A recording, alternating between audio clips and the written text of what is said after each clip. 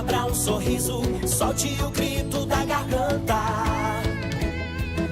Nos quatro cantos do país, vem com a gente, com a Educadora. É um novo tempo pra sonhar, basta você só acreditar. De mãos dadas vamos juntos, vem nessa onda você também. A esperança que muda o mundo, é nessa onda que eu vou. Vem nessa onda você também. A esperança que muda o mundo, é nessa onda que eu vou. A felicidade espera por você. Basta uma atitude, você pode crer. É nessa onda que eu vou, é nessa onda que eu sou. Olhar pra frente é a solução. Juntos somos mais fortes, bate coração. É nessa onda que eu vou, é nessa onda que eu sou. Vem nessa onda você também. A esperança que muda o mundo, é nessa onda que eu vou. Vem você também, Educadora. Muito mais que rádio. Educadora. ZYK 531, ondas médias 1020 kHz. ZYG 852, ondas tropicais 2380 kHz. Na internet educadora.am, em todas as plataformas, sempre ao seu lado. Educadora. Muito mais que rádio. Educadora. A partir de agora, na Educadora, programa Bastidores, com Nani Camargo e Renata Reis. 8h02, boa noite a todos. Começa mais uma edição do programa Bastidores. E olha, é o último Bastidores antes do talvez primeiro turno das eleições. Hoje as pesquisas indicam que haverá segundo turno, mas estamos aqui fazendo todo o acompanhamento. Saiu agora há pouco uma pesquisa Datafolha, daqui a pouquinho a gente vai trazer mais informações. Quero dar boa noite à Renata Reis, minha colega aqui de estúdio, todas as terças-feiras. E Renata, eu já vou emendar, né, uma fala de um dos nossos entrevistados. Segundos atrás, né, durante o intervalo, a gente estava conversando sobre o clima político e um dos nossos entrevistados acabou de falar nesse estúdio que é dever de todo cidadão participar das discussões políticas. E é mais ou menos o que a gente tenta fazer aqui todas as terças, né, Renata? Boa noite. Boa noite, Nani. Boa noite a todos que nos acompanham. Exatamente, esse é o objetivo principal, o mote, né, do programa. É trazer discussão política, orientação, informação correta, né, diante de tantas fake news, né, que estamos vivendo, principalmente nesse período de eleição. Então, é nosso dever, sim, como cidadãs e como profissionais, discutir política, e eu estou muito animada com o bate-papo de hoje. Será que teremos ideologias diferentes colocadas em debate, Renata? Eu acredito que sim. Eu acredito que sim, as pessoas podem opinar. Com Também certeza. podem nos ajudar a fazer esse programa, mandar perguntas, porque a nossa ideia, não é, Nani, pro programa que antecede as eleições, os bastidores que antecedem as eleições, a gente tentou trazer aqui pessoas que se identificam com ideologia de direita, conservadora, de esquerda e também de centro. E aí essas mesmas pessoas, esses entrevistados que nos deram a honra de vir aqui ao estúdio, vão poder dizer de que forma eles se identificam mesmo, né? A gente já apresenta ou a gente fala da pesquisa? Vamos falar da pesquisa daqui a pouquinho? Vamos falar da pesquisa, Renata? Então vamos falar da pesquisa agora. Vamos apresentar os convidados, vai. Eu acho. Vamos apresentar então aqui à minha esquerda, pastor Jonas Zulski, que honra recebê-lo aqui no estúdio da Educadora. Muito obrigada, uma boa noite ao senhor. Boa noite, eu também me sinto honrado de estar aqui, participando aqui dessa conversa. Com certeza não vai ser debate. Já conheço esses amigos que militam há muito tempo na vida política e pública e têm nomes projetados na cidade com pessoas que trabalham. Eu não sou político, eu não sou ligado a nenhum partido político. A minha vida é eclesial, mas eu amo a vida na polis, a vida na cidade, a vida nesse país que amamos. Então, algumas ideias nós podemos deixar aqui nesse programa, com certeza abençoar e informar algumas pessoas. Mas sem sombra de dúvidas, não é, Nani? O pastor Jonas é um grande formador de opinião, é uma referência aqui na cidade, e é por isso que nós pedimos que você nos acompanhe, mande suas perguntas, interaja conosco. O nosso segundo entrevistado da noite, Ronei Martins, ex-vereador, petista. Foi ele é o autor dessa frase que você disse há pouco, né, Nani? Exatamente. Boa noite, Dever Ronei. de todo cidadão participar das discussões políticas. E vamos ver esse petista que você colocou aí, né, Renata, que é real. Se o Ronei vai ser metralhado nas redes sociais, né? Vamos lá, né? Acredito Faz que não. parte, né? Desde quando nós convidamos essas pessoas a dedo para estar aqui no estúdio da Educadora, a ideia sempre foi um bate-papo, não é? Esclarecedor. E é o que eu acredito que vai acontecer aqui, não é, Ronei? Boa noite. Obrigada por aceitar vir aqui conosco. Boa noite, Renata. Boa noite, Nani. Boa noite. Pastor, boa noite. Uma alegria dividir essa bancada contigo, por quem eu tenho grande respeito.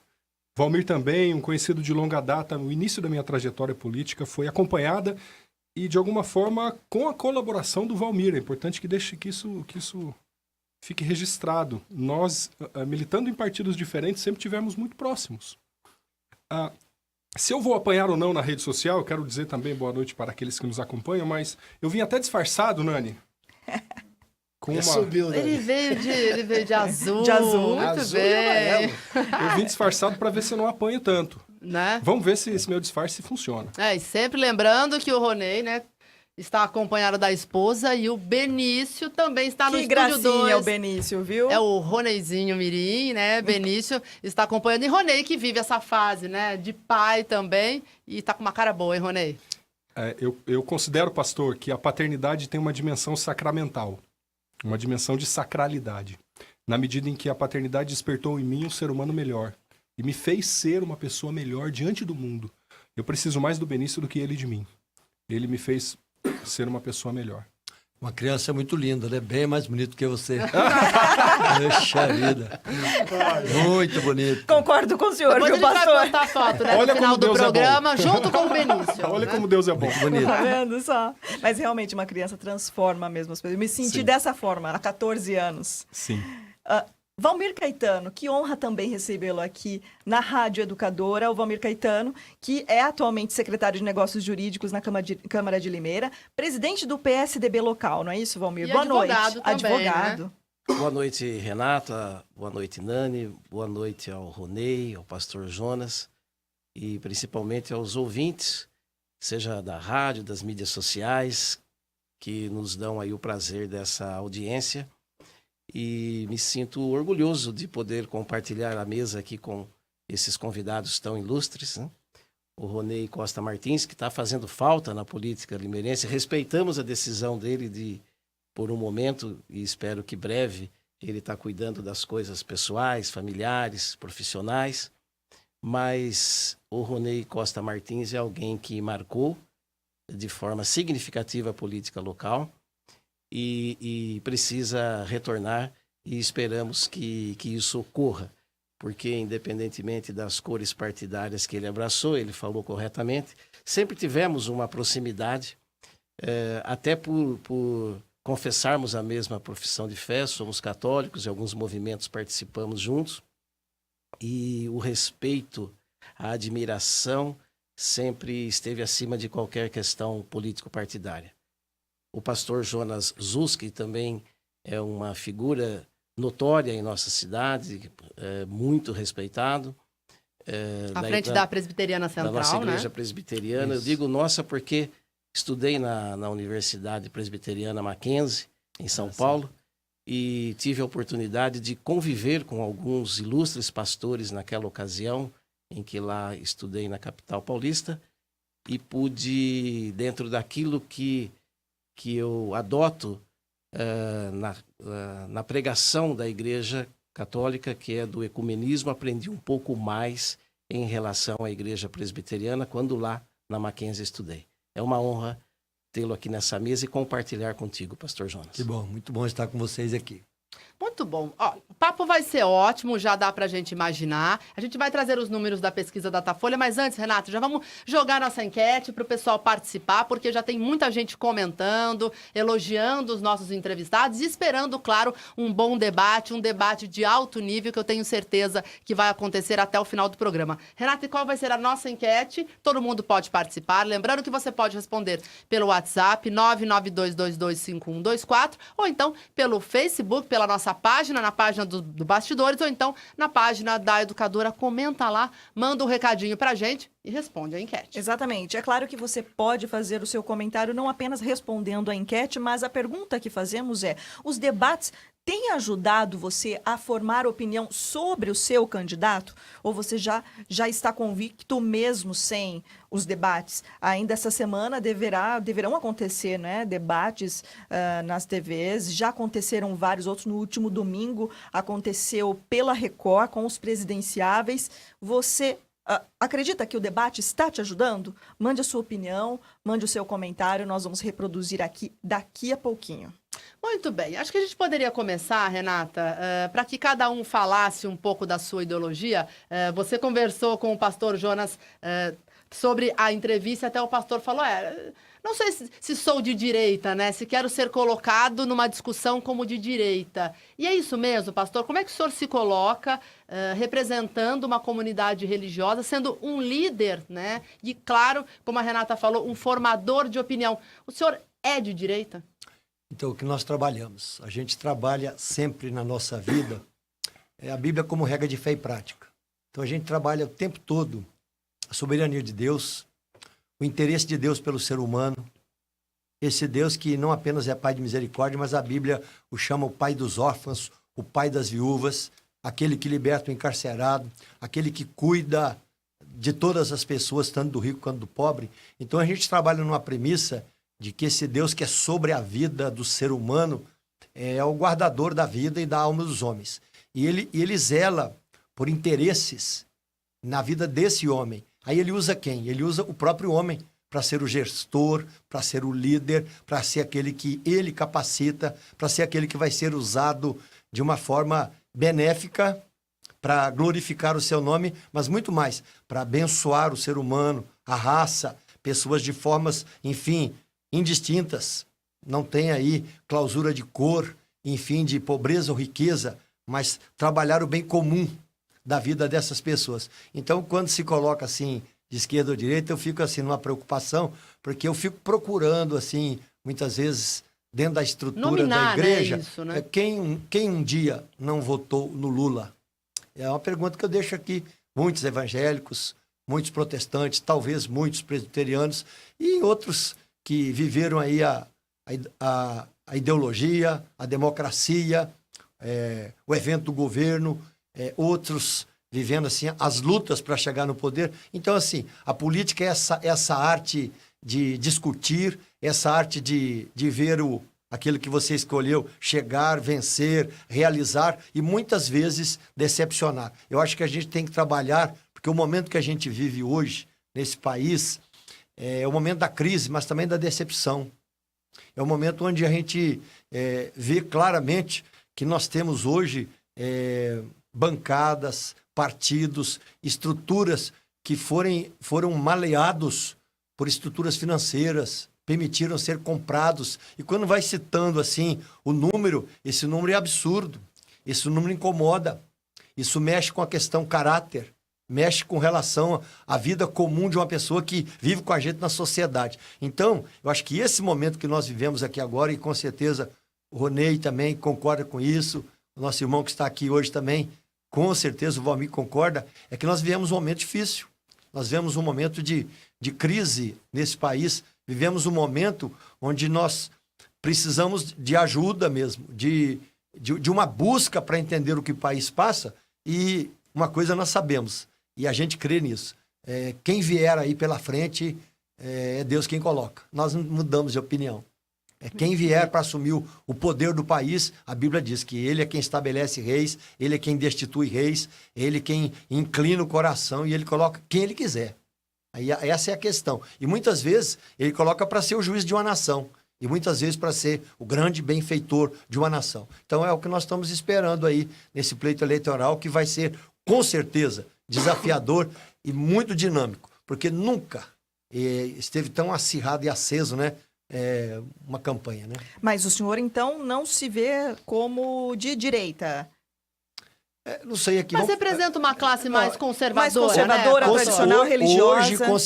Hoje, com certeza. Agora, quando você trabalha a visão de esquerda, quando ela trabalha a questão social, a questão ser humano, isso, a igreja protestante, a igreja presbiteriana, ela trabalha há muito tempo. A nossa estrutura de 159 anos no Brasil, quando se chega nesse país aqui, nós já chegamos com escola, nós chegamos com hospitais, nós chegamos com creches, nós chegamos com estruturas sociais para abençoar pessoas. Essa sempre foi a visão da igreja.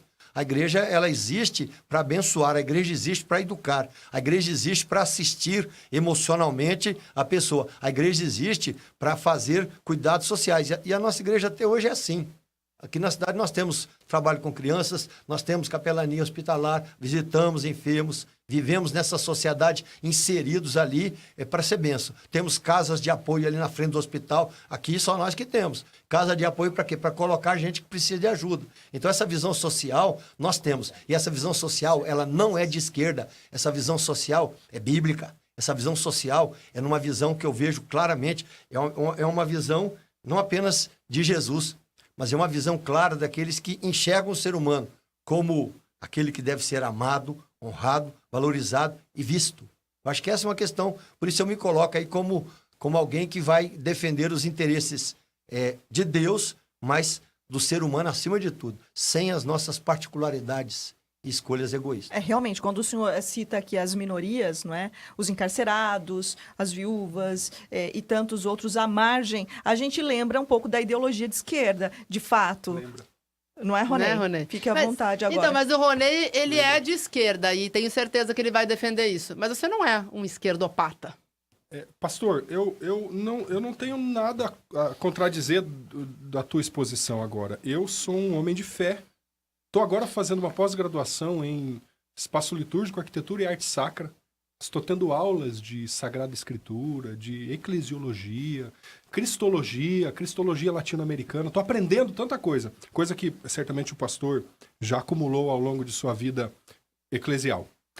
E o que eu percebo é que é exatamente essa postura do Cristo que acolhe a viúva, que nos chama a acolher os encarcerados, as pessoas despossuídas e a nos compadecer e ter compaixão no sentido de sofrer junto com os despossuídos, eu lembro de um sociólogo italiano chamado Norberto Bobbio, que vai fazer uma definição sobre direita e esquerda que me encaixa, me serve para eu poder me enquadrar nesse espectro de leitura da sociedade. Eu hoje digo que sou de esquerda porque eu entendo que ser de direita e ser de esquerda é uma forma de ver o mundo e de se posicionar diante das questões. Considerar o ser humano como sujeito e fim de toda a ação, por exemplo, é uma atitude de esquerda. E eu entendo que a igreja, tanto a presbiteriana quanto a igreja católica, fazem isso. Olham para o ser humano como sujeito e fim, não como meio para se alcançar algo. Mas o Bob vai dizer assim: as pessoas de direita tendem a considerar os seres humanos mais desiguais do que iguais. As pessoas de esquerda tendem a considerar as pessoas mais iguais do que desiguais. Os de esquerda consideram que todo ser humano, independente da sua condição, raça, cor, credo, estado social, tem direito à dignidade. E a dignidade é uma grandeza, para quem é de esquerda, é uma grandeza inegociável e intrínseca. Há um ditado popular que diz que o trabalho dignifica o homem.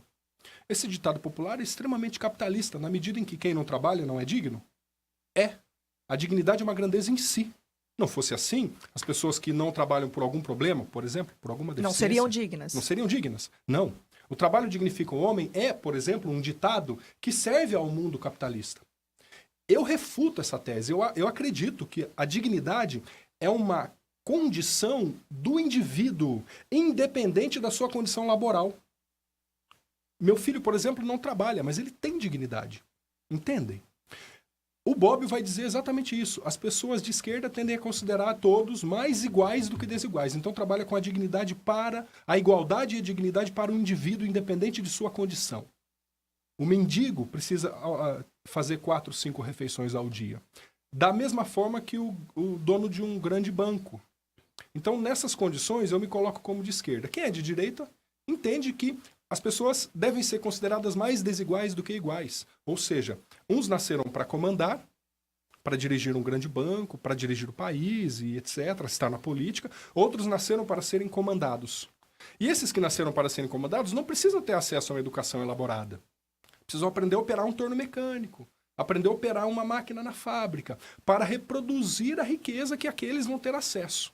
Então, essa discrepância, quem é de direita acredita que o motor do desenvolvimento é exatamente a desigualdade social. Eu trabalho com a tese, pastor, que a fome ela é um elemento estratégico para o capitalismo. Veja, morrem mais gente de obesidade, de problemas cardíacos relacionados à obesidade, do que gente de fome. Para cada 3 pessoas, aliás, para cada 4 pessoas que morrem de obesidade, uma morre de fome. Então nós temos mais gente morrendo porque come demais do que gente de fome. O problema não é a produção de alimento, fora o alimento desperdiçado. O problema é que a fome é uma grandeza, é um elemento que move o capitalismo, na medida em que a fome é um fantasma que assola o indivíduo para que ele possa vender a sua força de trabalho num valor pequeno. Nesse sentido, pastor, eu acredito que eu sou de esquerda e cristão. E não vejo contradição. Agora, tem uma questão que hoje paira na sociedade, que eu chamo isso de captura de consciência, que é o fato de associarmos a esquerda a movimentos libertinos e à corrupção. Essa é uma questão, esse link entre esquerda, determinadas condições libertinas que a igreja, por exemplo, condena, e a corrupção, isso faz com que nós odiemos e criemos ojeriza para com a esquerda. Porque dizer de esquerda hoje significa ser bandido, ser corrupto, ser associado a ladrão e etc. E aí eu parto por uma outra reflexão, pastor, que é bastante curiosa. E me permita fazer uma analogia. Se em determinada cidade não houvesse delegacia da mulher, e as mulheres, para poder denunciar um abuso contra elas, tivessem que ir para uma outra cidade, ou tivessem que se submeter a um delegado homem, as mulheres, o registro de ocorrências de violência contra a mulher naquela cidade seriam poucos. Imagina que naquele ano se instala uma delegacia da mulher, com uma mulher delegada, com uma investigadora, com uma psicóloga, uma assistente social. Naquele ano, acontecem 50 registros de casos de violência contra a mulher.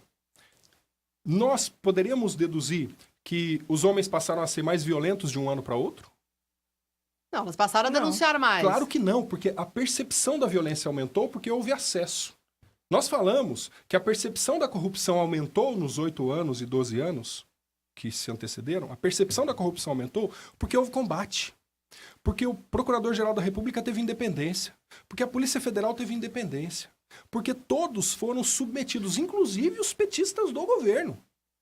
Significa dizer que o combate à corrupção é um ledo engano dizer que a corrupção não existia em anos anteriores. Nós sabemos que a corrupção é um problema endêmico histórico no país. Mas nós dizemos que quem superlativizou a corrupção foi o partido que estava no poder. Eu acho que esse é um grande engano. Eu acho que, na verdade, a percepção da corrupção aumentou. Quer um exemplo? Se o próximo governo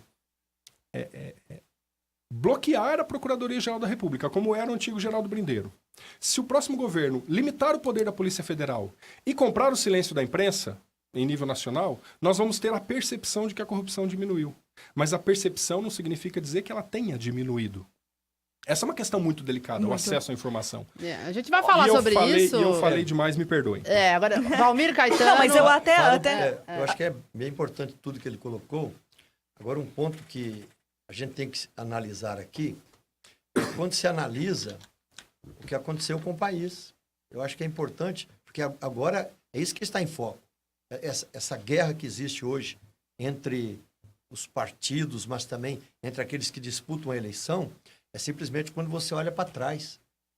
Aí você olha para trás, você começa a enxergar assim coisas boas que foram feitas e depois coisas péssimas. Apareceu um outro Deus entre aqueles que são estabelecidos de autoridade. E o outro Deus que apareceu foi o dinheiro. Esse dinheiro que simplesmente comprou a alma e corrompeu a vida. Acho que é importante a gente destacar isso aqui, que a questão não é que a corrupção era maior ou menor, mas a corrupção se tornou, entre aspas, aí, quase que profissional. Nós fazemos projetos sociais todos os anos aí, em áreas assim, projetos para ajudar mesmo. Levamos dentistas, médicos, passamos uma semana em cidades assim, em regiões onde simplesmente precisam de ajuda. Quando você volta aí para trás, lá no início, né, de 2000 e tanto aí, a gente chegava em alguns lugares e quando se falava de mudanças naquela época, 2003, a pessoa tinha um brilho nos olhos. Ela tinha uma alegria para a vida. Algumas coisas tinham mudado de verdade. Algumas questões aparentemente tinham chegado. Tinha chegado comida, tinha chegado um pouco de movimento naquela cidade de 700, 800 habitantes. Aí, de repente, essas coisas, a pessoa falava assim, com a boca cheia do que estava acontecendo. Ela se sentia agraciada por uma estrutura que tinha enxergado a sua vida. E qualquer tipo de favor que aparecia ali estava sendo benéfico para toda a estrutura de uma cidade pequena. Mas o que aconteceu? Nesse processo, aquelas coisas que foram sonhos, foram conquistas, foram entregas, eles perderam fôlego, perderam força e se tornaram muitas vezes máquinas de desvio. E essa é uma grande questão que hoje, por que a sociedade está toda aí empolvorosa? Porque simplesmente não se manteve na sequência uma conduta de dignidade. O pobre foi esquecido, simplesmente as pessoas foram começando deixadas de lado, houve uma desestrutura, esse aumento simplesmente absurdo, né, do desemprego desestruturou simplesmente o país. Agora, os culpados, não dá para descobrir assim, o culpado é esse. Tem toda essa estrutura que você citou aqui. Quando eu vejo a nossa Constituição escrita em 1988, pega essa Constituição e olha, hoje a Constituição é uma coxa de retalhos, colocadas ali o quê? Por partidos que foram simplesmente colocando ali os seus ideais, tentando mudar algumas adjacências, e a nossa Constituição simplesmente ela quase dobrou nesses adendos que foram colocados. E por quê? Por benefícios particulares, estruturais e simplesmente tentando trazer alguma ajuda para regiões. Mas o fato hoje que incomoda é que o Brasil cansou de simplesmente caminhar para virar uma Venezuela. A gente tem que citar isso aqui, gente. Nós temos hoje uma tensão, temos um medo. Nós temos um medo quando se olha aí, já são 2 milhões que abandonaram a Venezuela. E simplesmente isso desestabiliza o coração de uma nação de 208 milhões de habitantes. Mas, pastor, daqui a pouquinho nós vamos perguntar também então, se o Brasil pode ter um salvador da pátria. Então, se isso pode... é importante. Agora... Então, eu acho que esse ponto, quando você trabalha a questão de esquerda, né? Pega a época de Jesus lá.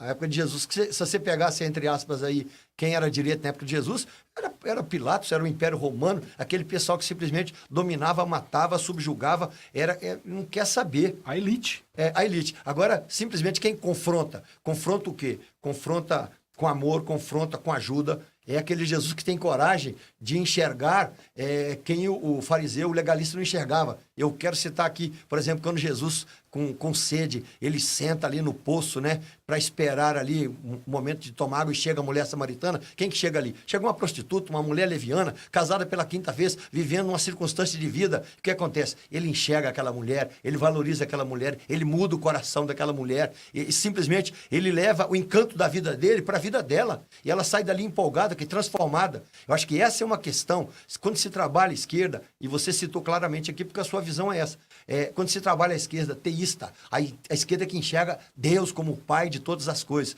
a esquerda que enxerga simplesmente o ser humano como objeto do amor de Deus e que pode ser ajudado, as coisas mudam. Enfim, essa palavra, ela não é cabedal hoje de PT ou de partido de extrema esquerda, né? É uma palavra que simplesmente significa, se o modus operandi não funciona, eu vou ser contrário. Eu vou mostrar a minha postura, eu vou mostrar aquilo que eu penso. E isso aconteceu demais. Na época de Jesus, se fosse para contemplar, ele seria de esquerda. E quando falava e abria a boca naquela época, cortava-se o pescoço, como fizeram com João Batista. Então, assim, não era simples você viver dentro de um contexto daquela época e o enfrentamento foi feito e Jesus não teve medo. Então, hoje, eu vejo um momento de enfrentamento que me assusta um pouco. Me assusta porque nós somos amigos, nós somos irmãos, nós podemos trabalhar juntos, nós podemos nos assentar e trabalharmos o bem comum, que é a busca o quê? De um equilíbrio social nesse país, onde realmente o pobre, aquele que se sente hoje deslocado, aquele que se sente repudiado, seja de novo aceito, abraçado, inserido na sociedade. Porque nós não tem negro, não tem branco, não tem. São pessoas que a Bíblia diz que Deus as ama. Agora, esses objetos do amor de Deus, eles têm que ser enxergados hoje pelos nossos líderes políticos. Isso, por um tempo, parou de ser enxergado. E, para mim, uma das coisas que me incomoda hoje é isso. Agora, eu queria ouvir a ideologia do Valmir, exatamente. né? Valmir Caetano. E o né? centro, Valmir? Onde é que tá nesse meio, diante de tantos argumentos de direita, cristã, tradicional, conservadora, e quanto de esquerda, como é que fica o centro? Eu penso que o conceito de esquerda, direita e de centro, que se notabilizou a partir da Revolução Francesa, isso ficou um pouco prejudicado naquela comparação que se fez ao longo do tempo com a nossa realidade. Porque, especialmente no Brasil, onde nós temos mais de 30 partidos políticos, houve uma simbiose de pensamentos, de ideologia, uma mistura mesmo em si, em que isso se perdeu no meu entendimento. Mas há uma certa pequena diferença que pode nos colocar um pouco mais à esquerda, um pouco mais à direita ou no centro. Para não fugir daquilo que tanto o Ronei quanto o pastor Jonas, no início das palavras, focaram mais um contexto religioso, eu também não queria fugir disso. Porque ambos falaram, e bem, de Jesus, que é o nosso norte, né? Nosso norte cristão aqui da nossa existência. E ele veio para quê? A frase é muito famosa: eu vim para que tenham vida e vida em abundância. E o que é a vida em abundância? É assistir aqueles que hoje são renegados. Quem está na periferia da nossa sociedade? É majoritariamente o negro, é sobretudo o pobre, é a mulher, é a comunidade LGBT, são os índios. Tem N situações. Quilombolas, né? Os quilombolas, que precisam de uma maior atenção. Se quem está à esquerda, à direita e ao centro não souber olhar para isso, e aí é um grande perigo, aquela vida em abundância deixa de existir. E no Brasil, como o pastor Jonas mesmo disse, isso se perdeu. Houve um desencanto. Quando ele deu aquele exemplo daquela cidade de 700 e 800 habitantes, chegou-se lá uma mínima estrutura onde aquelas pessoas ficaram encantadas e depois isso se perdeu. E esse desencanto nos levou à situação desse momento. Quem é culpado? É o partido A, B ou C? É o sistema? É o político X, Y, Z? Talvez toda a sociedade o seja. Talvez estejamos aqui nós também buscando refletir tudo isso para que possamos dar minimamente uma contribuição a quem nos ouve, a quem nos assiste, para poder refletir. Principalmente agora, às vésperas da eleição do próximo domingo, e podermos assim contribuir para esse mínimo esclarecimento àqueles que vão às urnas e votarem minimamente de forma consciente. Mas vocês não, esse clima que está no país, né? A gente está todo pano de fundo aí, né? Falando da religião. Jesus pregava tanto a unidade, mas parece que a gente nunca viu as pessoas tão desunidas. Aí a gente chama para as redes sociais... Tão agressivas. Tão exatamente agressivas, né? Tudo que você fala, pensa, faz, isso gera uma reação que é totalmente desproporcional. Como é que vocês veem esse clima? Porque será que essa eleição é dos lulistas e dos anti-Lula? Porque isso que o Ronei falou, essa questão da esquerda, isso eu também concordo, essa coisa de se demonizar, né? Isso acontece nos discursos, a gente vê. Todos os comentários, a maioria deles, né? Quem defende um lado, defende o outro. Sempre fica direita e esquerda e o pano de fundo é o PT e tudo que foi feito. Como é que vocês veem esse clima, assim, que está no país? É o Ronei que tem que falar agora. Depois eu falo na sequência. É porque o Valmir falou, a culpa é da sociedade, né? Ao longo do tempo. Eu fecho com o Valmir nesse momento. Eu digo que... O sistema se corrompeu por completo. A primeira coisa que eu queria dizer aqui é o seguinte: eu não acredito que uma eleição tenha poderes mágicos de transformação imediata. Eu acredito que a responsabilidade por uma nova sociedade, ela é de todos e de cada um. Eu não quero usar o recurso religioso aqui, porque eu quero lembrar do Estado laico, etc. Mas, pastor, o próprio Jesus escolheu 12 para estar ao seu lado. Não é ele dando o sentido de que o projeto é coletivo. Fico pensando aqui que... eu lembro do Bertolt Brecht, poeta alemão, que diz que infeliz da nação que precisa de heróis. Essa coisa de eleger um Superman, não é? Para resolver os problemas de todo mundo.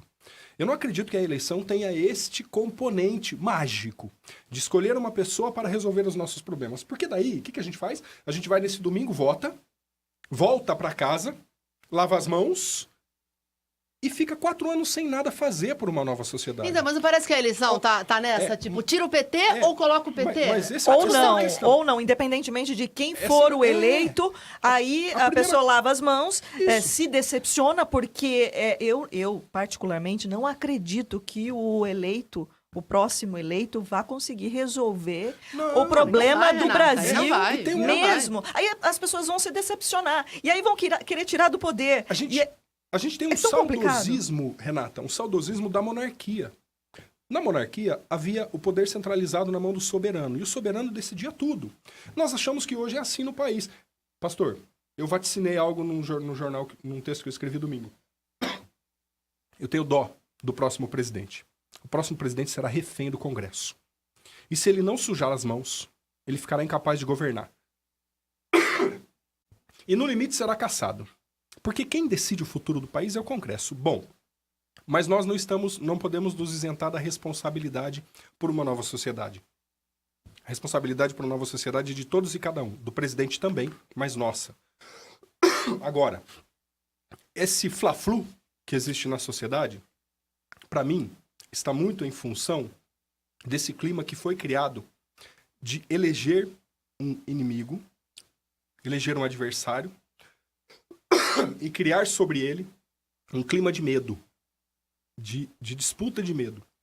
Hoje, petista e de esquerda é comunista, que vai roubar a tua casa, que vai colocar mendigos dentro da tua casa. Esses dias uma criança chegou na casa de uma mãe, que eu conheci, e falou que a professora falou que se tal partido ganhar a eleição, ela vai perder a família vai perder a casa e a casa vai ser distribuída para outras famílias. Então tem um clima de medo. Elegeram um inimigo e tem um clima de medo. Se tem esse clima de medo, de que a sociedade vai virar uma sociedade comunista, que vai haver libertinagem sexual nas escolas, e etc. E aí mostram cartilhas, e aí falam de tantas coisas para criar um medo. A ideia é criar um medo. Você cria um inimigo. Como é que você domina uma sociedade? Cria um inimigo. Bush fez isso. A derrubada das Torres Gêmeas, elegeram um inimigo nos Estados Unidos e com isso Bush foi reeleito. Qual era o inimigo nos Estados Unidos? O terrorismo.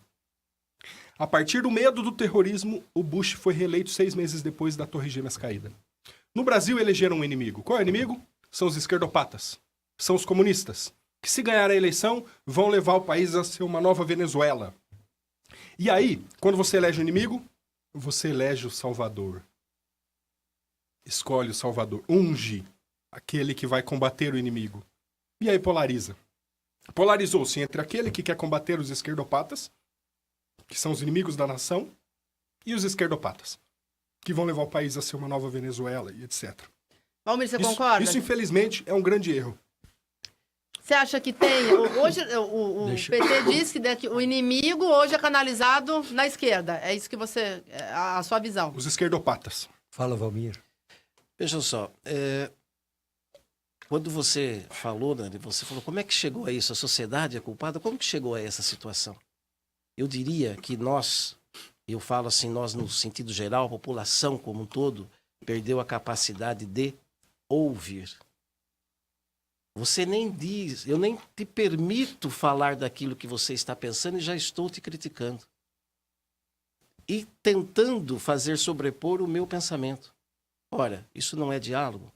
Uma nação que não dialoga, ela não se faz jus a ser nação.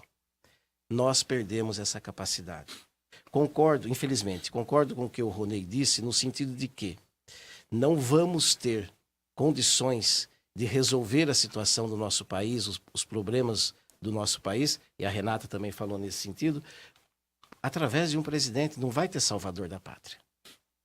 O país, o Brasil, é essencialmente complexo. As pessoas estão muito preocupadas com o presidente e estão se esquecendo de um congresso, das pessoas as quais elas também vão colocar lá dentro, na Câmara Federal e no Senado. Elas são tão importantes quanto eleger o presidente. Aliás, eles mandam mais. Eu diria até que mandam mais. mais, Eu diria exato. até que mais, porque se o presidente vai governar, os deputados federais, particularmente, são aqueles que nos representarão. Com certeza. E tem que representar essa diversidade enorme que é o nosso país. Se nós formos pensar só no estado de São Paulo, já existe uma grande diversidade. Imagina, então, quem Um país conhece um pouco continental, mais do nosso Brasil, conhecendo outros estados, sabe do que eu estou falando. É muito difícil governar isso tudo. Então, se não voltarmos à nossa capacidade que tínhamos de dialogar, nós não vamos, infelizmente, chegar a ser uma nação. E uma nação, no exato termo da palavra, é quando o país atinge aquele nível em que os seus cidadãos estão minimamente satisfeitos em todas as áreas, especialmente aquelas essenciais: saúde, educação, cultura, lazer. E nós estamos muito longe disso. E nós falamos aqui na nossa região, a grande região de Campinas, na qual estamos inseridos, às vezes nos esquecemos que nós estamos na região mais rica, do estado mais rico do país. Saindo das fronteiras do estado de São Paulo, a gente começa a deparar, dependendo do lado que a gente vai, com situações calamitosas, que não mudaram. Em muitas regiões do país, quem foi visitar há 20 anos atrás, há 30 anos atrás, encontra a mesma situação de miserabilidade. Não é possível que os nossos representantes continuem a esquecer de tudo isso quando lá estão em Brasília. Acho que é uma questão que é importante ser levantada e repensada. O próximo governo, ele precisa olhar um pouco e verificar aquelas áreas onde aconteceram alguns fracassos. E muitas vezes, fracassos por falta de recursos, muitas vezes inabilidade, muitas vezes ministérios que não funcionaram, porque aquela pessoa, ela assume um papel, ela tem capacidade em uma área, mas não para aquela área que ela assume. Eu acho que essa é uma questão, o próximo presidente, ele vai precisar tentar unir esse país de novo. Quem entrar ali, e aí fica aquela luta, existe a luta do medo, e existe aqueles que querem uma mudança de uma vez por todas. Quando você trabalha a questão assim, o esquerdopata, né? Eu acho que o esquerdopata, ele trabalhou muito. A gente tem que trabalhar um pouco isso. A Revolução Gramsciana foi o viés que trouxe o país aonde está hoje. Aí quando você fala, mas como? Eu já ouvi dezenas de falas do Lula falando sobre, assim, sobre essa sequência. Existem vídeos do Lula falando assim, que eu tenho pressa para chegar. Eu tenho algumas coisas que eu sei que eu posso fazer por esse país. E eram altamente interessantes. Mas quando você trabalha a Revolução Gramsciana, ela trabalha claramente isso. Nós precisamos desconstruir a família, porque senão não se derruba um capitalismo ou particular ou simplesmente imposto nas mãos de poucas pessoas sem desestabilizar a família. Isso aconteceu demais no país, gente. A gente tem que verificar isso. A Revolução Gramsciana mexeu com a escola, mexeu com a família, começou a ameaçar mexer com as igrejas. Aqui não, mas da Bolívia foi bem claro. Simplesmente lá, o Evo já assinou um papelzinho, a partir de tal época, assim, as igrejas vão ter que trabalhar com portas fechadas, etc. Então, simplesmente, isso começou a trazer o quê? Sustos. É como aquele cão que simplesmente foi abandonado, apanhou muito, agora ele é jogado depois no frio. Pode chegar muitas pessoas perto dele, ele está vacinado, ele tem dificuldade, ele tem medo, vai ter que acontecer toda uma reaproximação. Esses que estão disputando aí, eles tinham que ter um discurso claramente, mas um discurso mostrando, olha, o nosso interesse aqui não é só chegar ao poder, mas o interesse nosso é o bem comum, é o ser humano de novo, é a escola com qualidade, é parar de querer mexer nessa estrutura básica que é a família. E hoje em dia, não adianta falar que não houve tentativas, porque foram dezenas. Eu tenho coleções de cartilha, gente. Eu tenho coleções de kits que eu simplesmente ia buscar e pegava. Aí você fala, como? Porque eu conheço toda essa estrutura IPT do início. Eu sou do início do PT. Eu não fui fundador, não, mas estava no início. Se alguém fala assim, você já sentou com quem? Com Lula, com Genuíno, com Palocci, com a Erundina, dancei com a Erundina. Simplesmente eu tinha envolvimento presente. Porque eu acreditava o quê? Numa mudança no país onde simplesmente trabalharia uma visão teísta, uma visão onde não se joga Deus fora. E de repente a gente foi percebendo o quê? Movimentos que começaram a trabalhar, entre aspas, esse esquecimento. Não adianta. Não existe uma mudança nesse planeta e nesse país se a gente não passar pelo Concílio de Puebla, depois de Medellín, produzido pela Igreja Católica. Um concílio de consciência para enxergar. Nós temos que enxergar a pobreza no mundo. Nós temos que enxergar aquele que está desajustado. Nós temos que enxergar a enfermidade que arrebenta o ser humano. E aí o que acontece? Os nossos pactos também protestantes entram. Em Lausanne nós começamos a estudar as cartilhas. Tenho fome, tenho sede, estive nu, me vestiste, enfim, precisamos de ajudar o planeta. E em muitos lugares essas reações aconteceram. O que aconteceu? No Brasil aconteceram reações que foram brilhantes, excelentes, mas de repente se perdeu. E não pode se tirar esse viés. O que aconteceu foi o seguinte, quando se começa a trocar os deuses, cuidado que esse Deus, que é o dinheiro, que é a corrupção que chegou, ela pode trazer um viés onde o ser humano é esquecido. Pega um exemplo aqui de um camarada famoso aqui na cidade. Quem conheceu o Cássio? O Cássio era um menino de rua aí, um assaltante, um sujeito que vivia assaltando lojas aqui. E ele fez isso dezenas de vezes em Limeira. Foi preso algumas vezes. E ele tinha um apoio. E esse apoio que ele tinha, que era a igreja, a nossa igreja. Ele tinha amigos. Eu carregava, às vezes, esse moço todo, enfim, sujo. Várias vezes botava ele na pensão, pagava dezenas de dias para eles ali. Alimentava. Para quê? Porque a gente buscava e tentava uma mudança. Muitas vezes ele tinha as quedas, ia atrás das suas pedras de craques. E depois de dezenas de tentativas, aí quebrou uma loja aqui da Arezzo, aí teve que fugir de Limeira, e aí ele não voltou mais aqui. Nessa não volta, há 2 meses atrás, eu fiquei sabendo que ele morreu. O dia que eu fiquei sabendo que ele morreu, eu chorei muito por ele.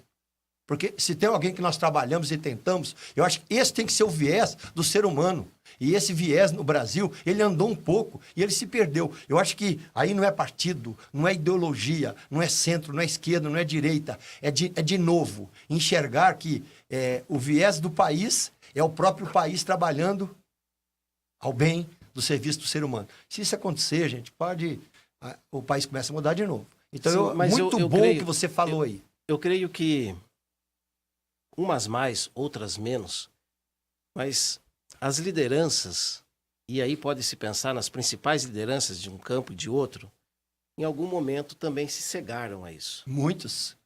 E deixou-se caminhar ao sabor daquilo que se desejava, o poder, pelo poder. Em algum momento foi o partido A, em outro momento o partido B, sem esquecer do partido C, que dependendo do resultado estava com esse ou com aquele, mas o projeto de nação nunca existiu. Nunca. Talvez eu acho que, sem medo de errar, na minha opinião, tivemos um momento singular que poderia ter sido bem aproveitado. E acho até que foi, num primeiro momento.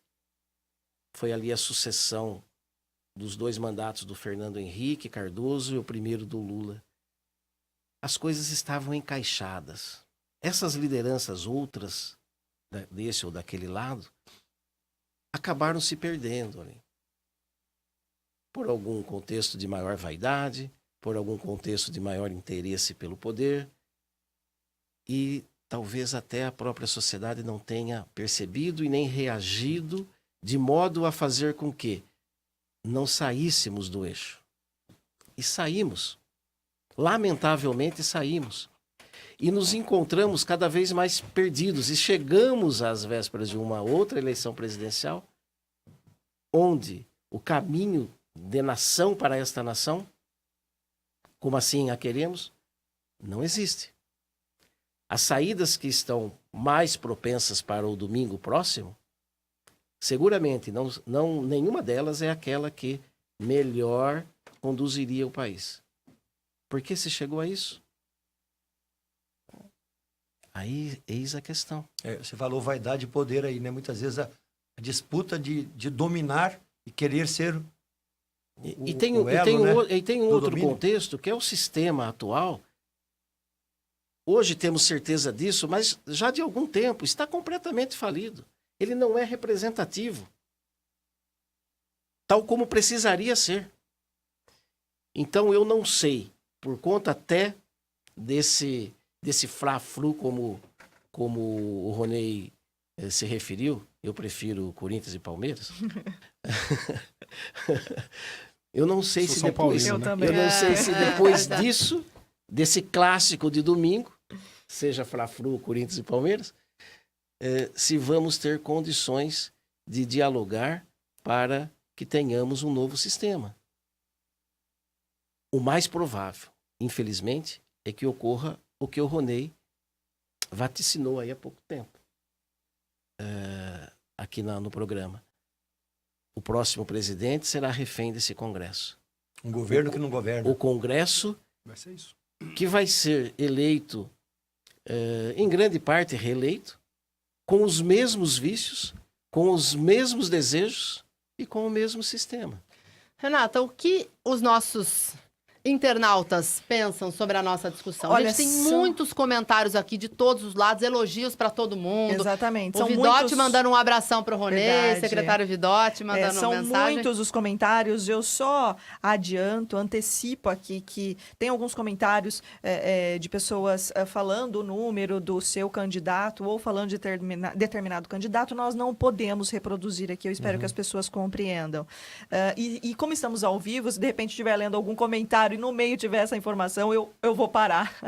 Mas olha, o Marcial Gorrido Júnior, ele diz o seguinte: o Valmir Caetano tem razão, a retórica do Ronei faz falta à política limeirense. Discordo de absolutamente tudo que ele fala, mas é bem legal ouvir ele e argumentar, Ronei.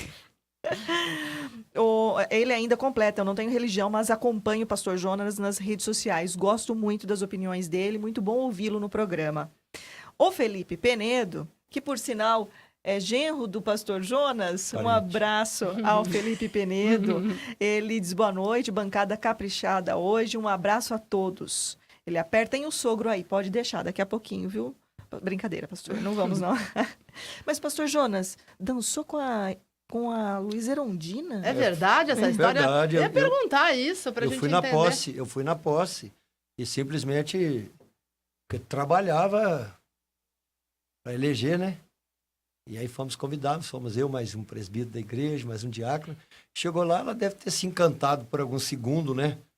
Com a minha belezura alemã, jogo duro. Olha, os E claros, e né? ela chegou, veio me cumprimentar, era festa, né, de posse.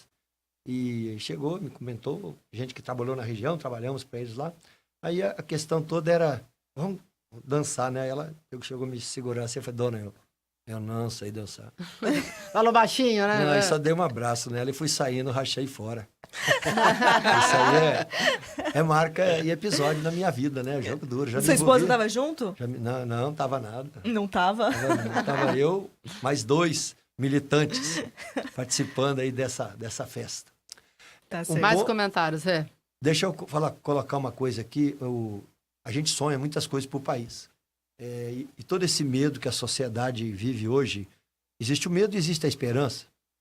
Agora, esses medos que existem hoje, muitos deles são reais, gente. Eu acho que a gente tem que analisar isso. São medos reais. E um ponto que eu queria dizer aqui, eu estou aqui diante de 2 católicos, cristãos. Eu sou um dos poucos pastores aqui na região que tem amizade com a maioria dos padres. Eu tenho não apenas amizade, mas respeito. Eu fui o único pastor que falou no velório do padre Maurício e nós tínhamos uma parceria muito boa, porque o maior dispensário da cidade era o dele, a gente corria atrás para aprender um pouco com ele nessa área social. A grande questão que a gente precisa analisar, e eu queria deixar essa frase aqui, porque eu não sei mais quanto tempo a gente tem para conversar aqui, mas uma coisa que eu gostaria de ver no Brasil daqui a 50 anos, para o meu neto, que hoje tem 4 anos, eu tenho 4, mas uma coisa que eu sonho, que a gente continue tendo, por exemplo, isso eu disse para o Caio outro dia, né? E eu espero que daqui a 50 anos a gente tenha ainda, no dia 12 de outubro, o dia de Nossa Senhora da Aparecida. É protestante que está falando. Eu quero que tenha o dia da Aparecida e que tenha o dia da criança, porque eu quero que continue tendo o dia da Reforma Protestante e no mesmo dia o dia da bruxa. Eu quero que continue nesse país aqui a liberdade religiosa, o respeito para com os diferentes. Simplesmente, não ficar simplesmente achando que é o dono da verdade, aquele possuidor dos quesitos, onde simplesmente se humilha o ser humano. Isso não é importante, não é necessário, não é importante. Eu falo assim, você adquire relacionamentos de amizade quando você quebra barreiras. E as barreiras que você tem que quebrar, muitas vezes são barreiras que você formata no coração e elas simplesmente jogam fora o ser humano. Eu tenho uma amizade, por exemplo, até hoje, muito grande, com uma pessoa que, querida nessa cidade aqui, hoje mora longe daqui. Ele teve um acidente muito grave e ele teve que ser socorrido e cuidado por um médico da igreja, Dr. Júlio. E o Dr. Júlio disse, vamos fazer uma visita comigo. E eu fui fazer uma visita na casa do Padre Cabral. E estando ali com o Padre Cabral, com a perna dele toda quebrada, aquelas gaiolas ali. E eu fui uma vez, foi duas, depois tomamos café juntos algumas vezes. E fui na ordenação dele ao bispado em Americana. E já visitei ele algumas vezes em Almenara. Simplesmente por que isso? Porque relacionamento, você muitas vezes tem que quebrar as suas barreiras, muitas vezes religiosas, que não te levam a nada. Então, quando eu sonho com esse país aqui, é um país quando a liberdade religiosa continue. A educação dos filhos seja feita aí por professores e principalmente pela família, pelo papai e pela mamãe, ou pela estrutura que agrega e abraça a criança. Mas essas liberdades, elas não são, de certa forma, ameaçadas por determinados candidatos que estão aí? Eu até gostaria de ouvir Ronei, Valmir. Eu diria, pastor, eu fecho contigo. Só que eu incluo e amplio o leque. Quando nós falamos de liberdade religiosa, eu estou pensando que para nós católicos e protestantes, nós não somos tão ameaçados quanto as pessoas que têm a sua fé baseada nas religiões de matriz africana. Isso, nós sabemos que eles são atacados. Nós sabemos, por exemplo, que há um determinado candidato que falou mal de quilombolas, que os quilombolas estão muito gordos e sem fazer nada, e etc., atacando. Nós sabemos que essa prática intolerante, de intolerância religiosa, ela é mais agressiva para com as religiões de matriz africana. Então eu ampliaria o leque e diria o seguinte, eu também sonho com um país em que a liberdade religiosa seja garantida para todas as pessoas. Pra todo mundo, com certeza. Inclusive para o ateu. Inclusive para o ateu, para o ator. Exato. Inclusive, a pessoa que não tem nenhuma fé, que ele tenha completa liberdade para se expor, com certeza. Exato. Nesse sentido, eu defendo essa ideia. O que me preocupa é nós termos um governo e um Congresso, porque o presidente não faz nada sem o Congresso. Nós temos um governo e um Congresso que vá atacar essas liberdades individuais. Isso me preocupa. E o que eu tenho notado nas campanhas eleitorais atuais, Valmir, é que há um representante de um certo setor da política limeirense que tem feito ataques a essas liberdades. Isso me preocupa bastante. Eu incluo nesse rol as pessoas homoafetivas. Ora, eu sou casado, tenho um filho, sou heterossexual. Basta eu não querer ter um homem do meu lado. Agora, se o outro homem quer um outro homem do lado dele, seja feliz. Seja feliz. Eu não posso querer que a minha postura heteronormativa vá impor na sociedade um padrão heteronormativo de tal modo a demonizar uma pessoa que tem uma orientação sexual diferente da minha. Veja, e eu não estou nem falando da questão religiosa. Dentro da Igreja Católica e dentro da Igreja Protestante tem lá um cânon, um código para ser seguido. Simples. Sigamos esse código. Agora, eu não posso pegar uma norma religiosa, pastor, num Estado laico, e impor a todos. Impor ao ateu, Sim. impor ao menino da religião protestante. E o que eu tenho sentido é que há um clima na sociedade de imposição de um modelo normativo de convivência, de liberdades individuais, para garantir que a sociedade seja homogênea. E aí eu não respeito o outro, no sentido da alteridade. Isso me preocupa muito. O que eu quero é uma sociedade que garanta a liberdade para todos. É isso que eu quero. E é isso que eu busco no meu candidato. E só para reforçar, essas garantias que que o Ronei bem descreveu, que tem um ou outro que ali se manifesta em afrontamento, elas já são garantias constitucionais. Isso não deveria nem estar em pauta, não é? Então, exatamente. Nós estamos, nesses programas de divulgação aí pelas mídias sociais, principalmente nessas gravações, há uma perda de tempo terrível. A prioridade não é isso. O que é prioritário para o país não está sendo discutido. Agora, se isso for objeto de alguma emenda constitucional para tentar reformar a Constituição no que ela já prega de direito, aí sim a preocupação é grande. Daí também a importância de elegermos bons representantes para a Câmara Federal, particularmente. O mesmo vale para o Senado, o mesmo vale para as Assembleias Legislativas, mas principalmente para a Câmara dos Deputados, que é onde toda a legislação maior do país é discutida e votada. Então é preciso que sobretudo, pratiquemos o bom senso, tenhamos juízo na nossa escolha no próximo domingo. Agora, 9h01. São muitos os comentários aqui, né? Nós vamos ler a maioria, pelo menos, daqui a pouquinho. Os comentários, assim, muito densos, né? As pessoas, assim, fazendo uma análise muito reflexiva desse momento, o que é positivo, né, Renata? Exatamente. Eu tenho percebido isso agora, não tem...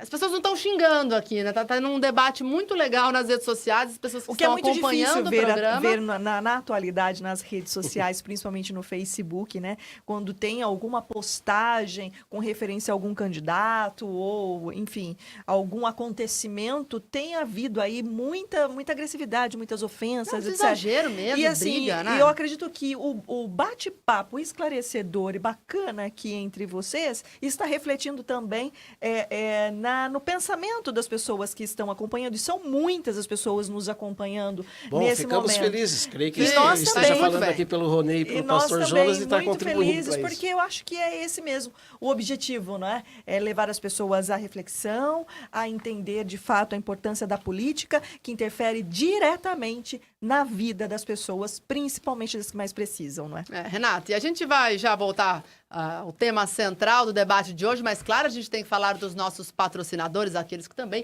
nos ajudam a fazer este programa, que põe esse programa de pé. Claro, a Medical, né, que realizou um evento muito bacana no final de semana. Foi um sucesso, Nani, o Agito Medical, que aconteceu no Parque Cidade no último sábado, com a criançada, e não só com a criançada, com os pais da criançada que entraram lá na Zumba, e foi a maior festa, foi muita gente participar. Nós agradecemos a todas as pessoas que participaram.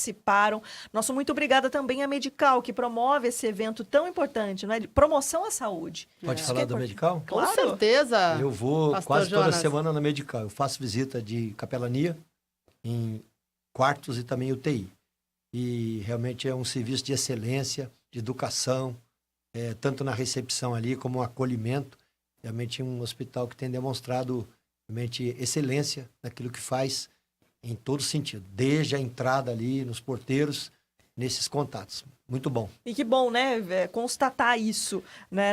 Eu posso falar no que eu local. vou lá toda semana. Porque a gente fala, a Medical é um patrimônio de Limeira, né? Porque a Medical acabou de ser recertificada com a ISO 9001, a versão atualizada, que garante a qualidade nos seus serviços prestados. E está aí um depoimento, não só do pastor Jonas, mas de tantas pessoas que veem também, não é, essa qualidade no serviço prestado. Nosso muito obrigada, Medical. Vamos lá, então, saber um pouquinho mais sobre a Medical. O que é importante para você? Trabalhar, se divertir, descansar, sorrir, viajar. A gente também acha tudo isso o máximo. Mas você já parou para pensar que o importante mesmo é ter saúde? Sim, porque sem saúde, você não viaja, não sorri, não descansa, não se diverte e nem trabalha. Então, na hora de decidir o que é importante para você, pense na única coisa que é importante para todas as outras coisas. Medical, porque o importante é ter saúde.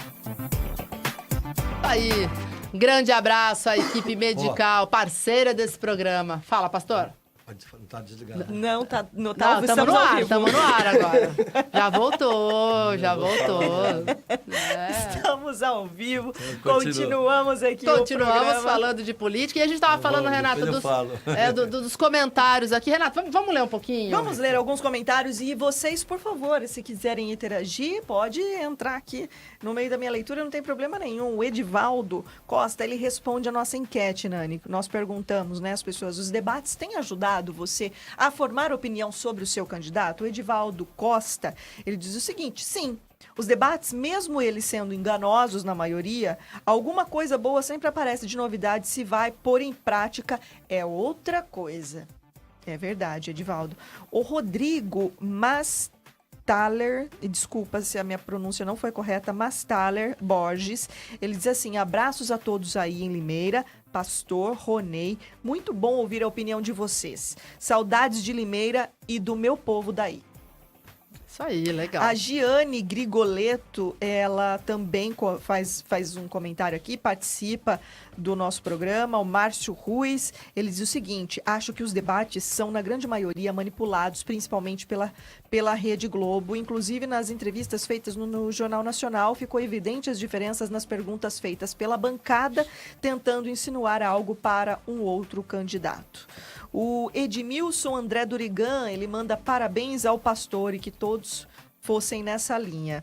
A Tereza Freitas Terezinha diz: ninguém é perfeito, o Brasil precisa de um choque. A Inês Almeida diz que o PT não soube fazer quando entrou no poder e se perdeu.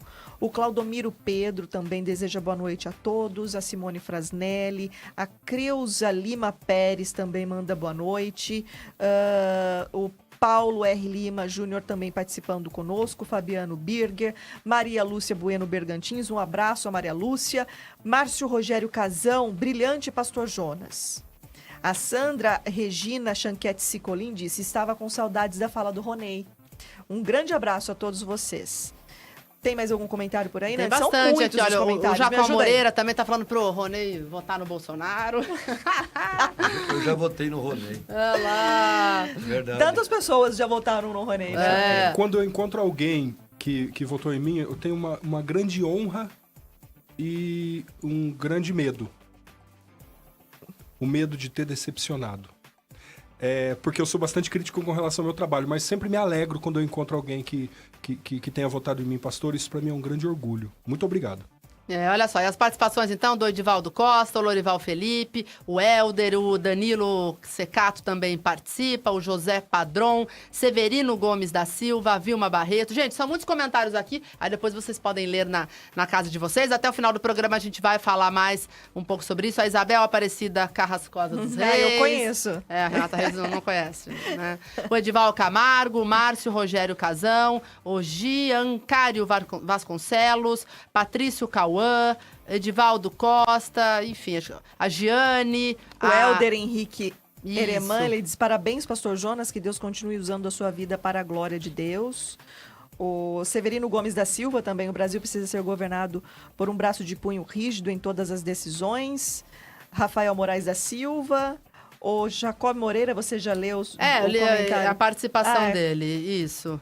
Bom, gente, olha, não tô dando conta aqui até o final do programa, a gente lê mais. Olha, o Edivaldo, Danilo, enfim, a Simone Frasnelli, que tá sempre com a gente aqui também, o Rodrigo Borges, a Érica Samara Morente mandou um texto muito legal aqui também, o Teixeira, e também, viu, Renata, no nosso WhatsApp, mensagens também no 992225124, o Rogério Francisco falou: olha, que bancada é esta? Eu poderia ficar ouvindo esse pessoal a noite toda, tá mandando um abraço.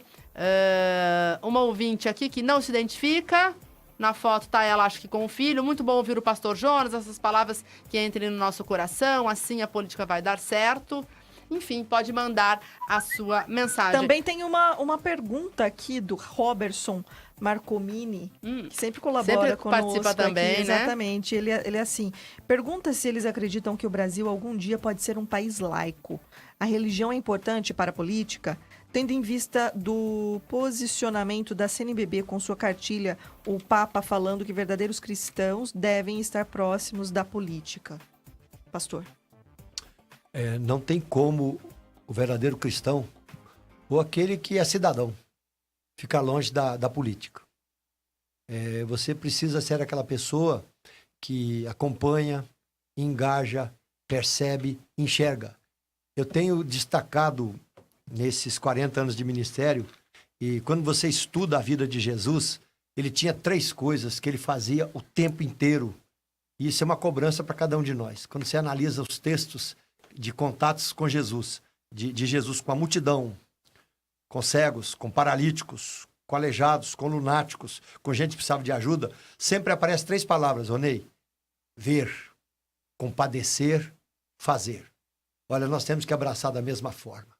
Nós nascemos para ver, para enxergar aquele que precisa, aquele que pode ser objeto contínuo do nosso amor. Sentir a dor do outro. Sentir a dor do outro. Então, ver, depois de compadecer, o coração se inclina, o coração se dedica, o coração compra aquela briga, compra a guerra. Depois fazer. O fazer é ação prática, é investimento.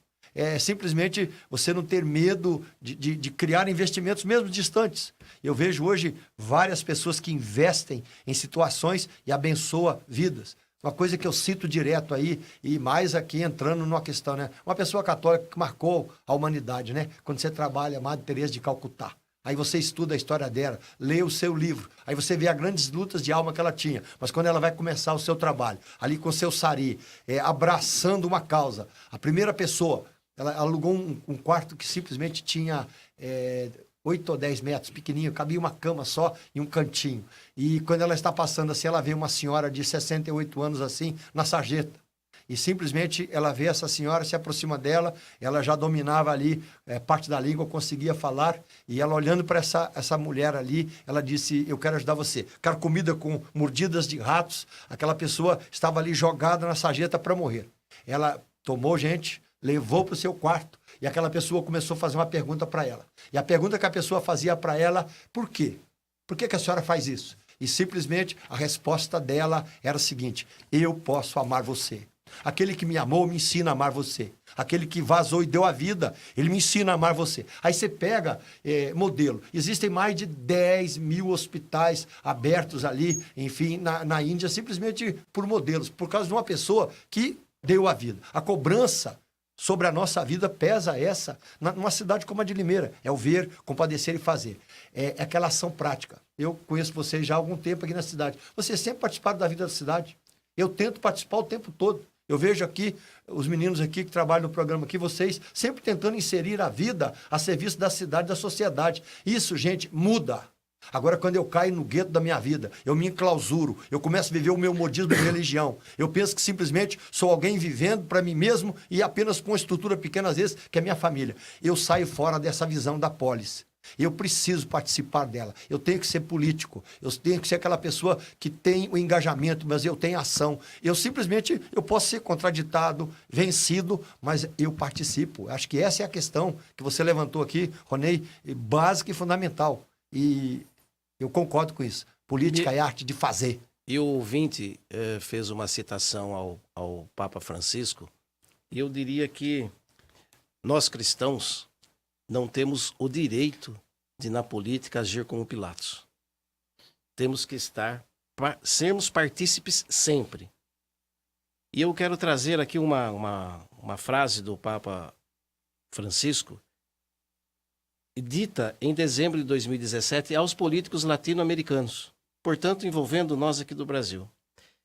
Disse o Papa: há necessidade de dirigentes políticos que vivam com paixão o seu serviço aos povos, solidários com os seus sofrimentos e esperanças. Políticos que anteponham o bem comum aos seus interesses privados, que sejam abertos a ouvir e a aprender no diálogo democrático, que conjuguem a busca da justiça com a misericórdia e a reconciliação. É por aí. Muito bom. Eu queria fazer um adendo à pergunta do professor Robertson, porque ele fez uma pergunta bastante interessante. A pergunta é: nós cristãos, não é? Acreditamos no advento de um Estado laico?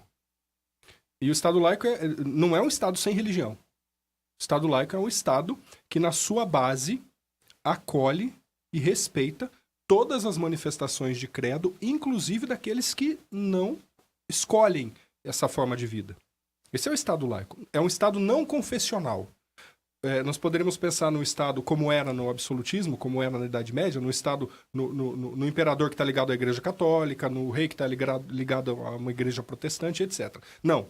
Nós temos que acreditar que o Estado é laico. Pastor, eu sou católico. E a experiência mística cristã católica me basta como experiência de fé. E eu me completo com esta mística católica. Mas quando estive presidente da Câmara, eu não podia, enquanto chefe de um poder, atuar a partir de uma perspectiva católica. Eu tinha que atender de forma igualitária todos os outros A demanda da polis. A demanda da polis. Nesse sentido... Como vereador também, né? Não como só vereador também. Como presidente da Câmara, né? Mas eu fico pensando no mandatário aqui, né? O mandatário, ele pode ter uma origem e uma experiência de fé que ele vai viver na sua casa, com a sua família e na igreja que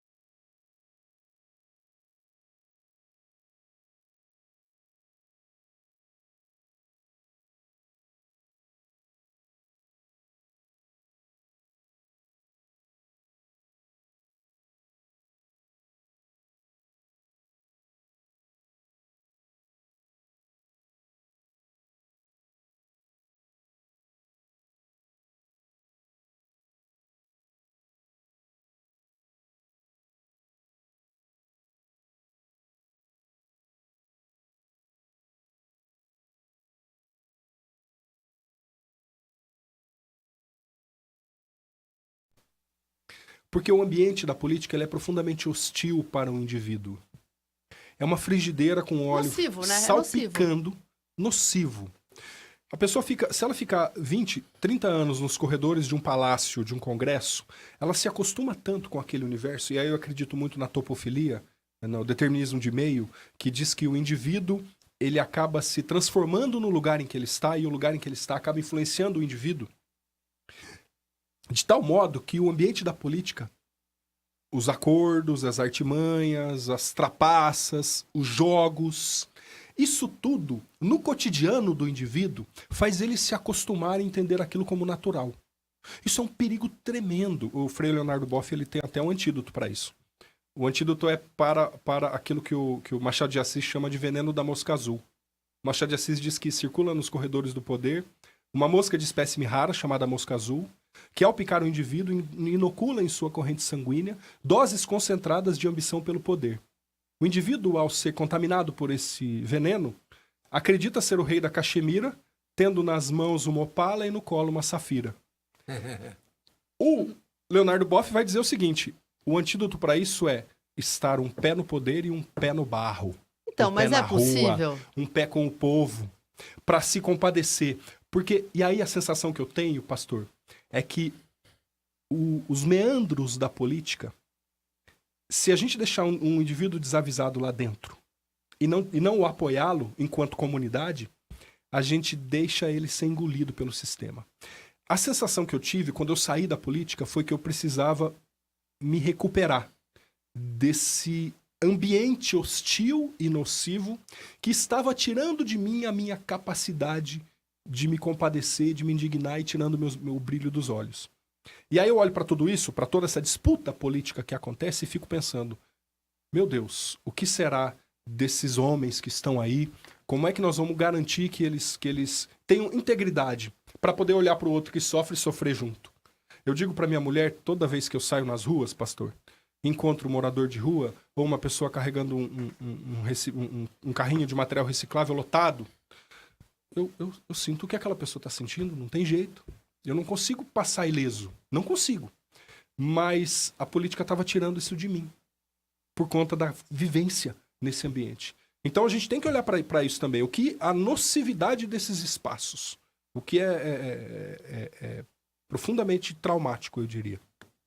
Quando cauteriza, a pessoa só se enxerga. Esse é um risco muito grande. E quando cauteriza, você muitas vezes luta. E quando você começa a perder muitas lutas, você começa simplesmente a participar da guerra. Você já não sabe mais quem vai ser vencedor. Eu acho que um ponto, por exemplo, quando você fala aí que você teve que se afastar um pouco, eu acho que esse tipo de postura é a postura daquele que tem que continuar. Porque está se enxergando. Está enxergando. Nessa estrutura que a gente viu aqui, Valmir, e que muitos problemas aconteceram, se houvesse um recuar. É importante a gente aprender isso, gente. Quando há um recuo, falar, nós erramos, nós perdemos, não conseguimos fazer o melhor, demoramos demais. Aí você recua, você começa a enxergar o quê? A gente consegue fazer o caminho de novo. A gente consegue traçar essa história novamente. O que eu vejo muitas vezes é que não se assume as responsabilidades e daquelas coisas que muitas vezes não deram certo. Porque se assumisse, olha, meia culpa, temos que recuar. Temos que acertar de novo. Não foi isso que Davi fez? Davi aprontou, errou lá muitas vezes lá. E quando ele erra lá, ele fala, pequei contra o Senhor. Eu me arrependo profundamente. Recua. E nesse recuar, ele recebe o que? Reconciliação. Muitas vezes eu vi isso na política. Quando a pessoa comete certos, enfim, situações onde ele quebra a regra, a conduta, a ética, o princípio, a verdade. Muitas vezes, se ele recua, ele ganha espaço de novo. Sabe por quê? Se tem uma coisa que a gente tem que aprender, gente, é que política, pedestal, não pode mudar o meu coração. Meu coração tem que ser quebrado, quebrantado, humilde. Meu coração tem que ser linkado naquilo que você repetiu aí, né? É o ver, compadecer, fazer. É uma vida a serviço de Deus, mas o que é a serviço do ser humano. Quando a gente abraça essa coisa e essa causa, com certeza você vai abençoar muitas pessoas. Eu acho que esse é um princípio que a gente não pode perder. É que eu não sei quantas pessoas eu posso abençoar na minha vida, mas quando você se coloca a serviço das pessoas, você vai perceber que você abençoa muita gente. E o Ronei, resumidamente, ele explicou que é o poder do ambiente. E quem se deixa levar por esse pesado, poder... né? Muito pesado.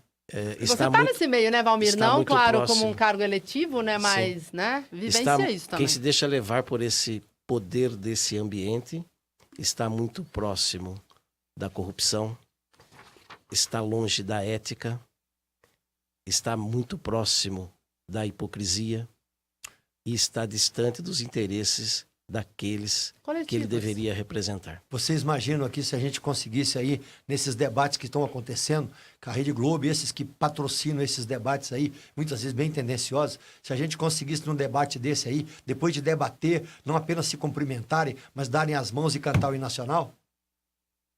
É verdade. Simplesmente mostrando, olha, nós estamos lutando por causas, mas nós estamos juntos. Isso hoje não... quase impossível, né? Mas a linguagem é tão a mesma das pessoas hoje, né? Quando você pergunta o que você quer. Eu quero mudança, eu quero melhorar a minha vida, eu quero alguém que não roube, emprego. Só que o Brasil está totalmente dividido, né? É meio contraditório, né? Todo mundo tem o mesmo viés, né? O mesmo caminho. Todo mundo sabe o que é certo e o que se quer. Só que o país está dividido. E esta divisão, Nani, ela não se encerra na eleição, independentemente de quem ganhar. Não encerra. Essa é minha preocupação também. Ao contrário. Pode se aflorar, né? Independentemente do resultado eleitoral de primeiro e segundo turno, a tendência é que esse fla-flu, essa disputa, essa dicotomia, essa disputa maniqueísta entre bem e mal, sendo que o bem sou eu, né? Essa disputa maniqueísta, ela continua e, na minha opinião, se acentua após as eleições. O que me preocupa por demais. A nação não vai se unir após o pleito eleitoral. Essa é a minha perspectiva e é uma perspectiva cética que eu não gostaria de ter, não é? E tenho medo que não se aceite o resultado das urnas também. Espero que eu esteja errado nessa minha perspectiva. Eu prometo, se meu candidato ganhar, ou de vocês, a gente pode sentar e tomar café junto, sem nenhum problema, Não é, pastor? sem nenhuma divisão. Se a gente conseguir enxergar o bem comum, o ser humano primeiro.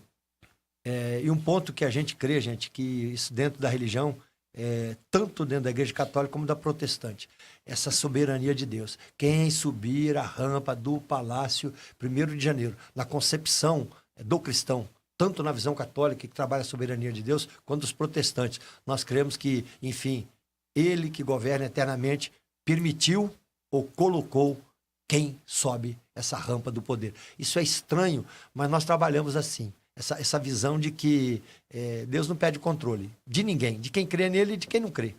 Eu acho que esse é um aspecto que apazigua um pouco também o coração de uma nação que majoritariamente é cristã. Pelo menos a gente tem essas pesquisas. Mas aí. penso também que Deus nos impõe como filhos dele, que o nosso dever de fiscalizar, cobrar, Cobrar. de fazer nossa com parte, que, né?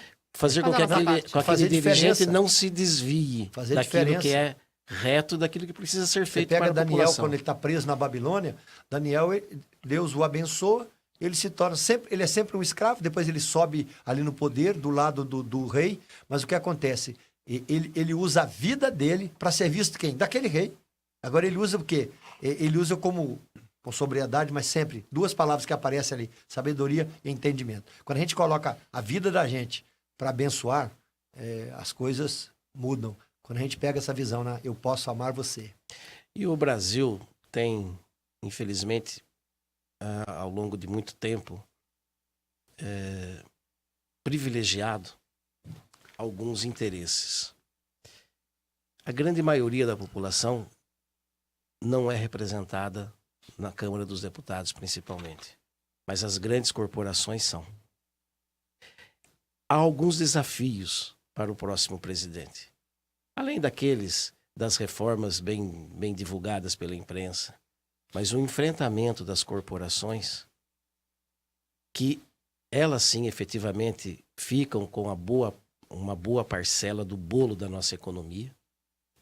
E eu falo das corporações, sejam elas dos setores público e também do setor privado. Ou alguém ignora. Ou alguém ignora que tem uma corporação, por exemplo, da indústria automobilística. Ou alguém ignora que o presidente da República que ganhar vai fechar com a Globo no dia seguinte. Vai fechar. Vai fechar com a Globo. A corporação É assim que é. do Poder Judiciário. Nós temos alguns desafios. Um ou outro setor do funcionalismo público, e particularmente algumas esferas de algumas áreas federais, se configurarem verdadeiras castas. E são privilégios que está para além daquilo que é justo. E a grande maioria não tem seus representantes. Ora, se o bolo está sendo tão mal dividido, se a maior parte do bolo da nossa economia está ficando com as corporações, as verdadeiras e necessárias políticas públicas para atender aqueles que mais precisam, e nós começamos o programa aqui falando deles, nunca vai existir. São os enfrentamentos necessários. Será feito pelo próximo governo, e falando do governo não só o presidente, mas de todos aqueles que estarão no próximo mandato? Mas a pergunta para o Valmir aqui é a seguinte. Concordo contigo, entretanto, na minha concepção, o próximo presidente da República, seja ele quem for, não terá nas mãos o poder suficiente para fazer esse enfrentamento. A sensação que eu tenho, gente, é que o Congresso Nacional não vai mudar a sua configuração. A sensação que eu tenho é que nós continuaremos tendo deputados que se consideram funcionários submissos ao presidente e que, obedecendo às vontades do presidente, trará emendas e dinheiro para o seu eleitorado local. Veja, o presidente pode fazer as maiores arbitrariedades, mas não será cassado se ele tiver a habilidade de distribuir emenda para o deputado levar dinheiro para a sua cidade. E cargos também, E aí, né? cargos, emendas e etc. Nesse sentido, a sensação que eu tenho, Valmir, é que o Congresso Nacional continuará na sua configuração, com uma representação da bancada ruralista, do agronegócio, com uma representação de grandes indústrias, com uma representação dos banqueiros, com uma representação Dos religiosos. Da bancada religiosa. bancada religiosa e etc. Pá. Essa configuração, a sensação que eu tenho é que não vai mudar. Ou seja, o próximo presidente Vai lidar com isso, né? vai lidar com isso. Só que se ele for rebelde, ele é cassado. Primeiro que o governo dele vai ser obstruído. O Congresso não vota, o Congresso obstrui a pauta, o Congresso não deixa o governo acontecer. Que foi o que fizeram com a Dilma. No limite, a Dilma foi cassada por quê? Porque pedalou? Óbvio que não. Porque ela não conseguiu estabelecer uma relação com o Congresso. Porque se ela tivesse...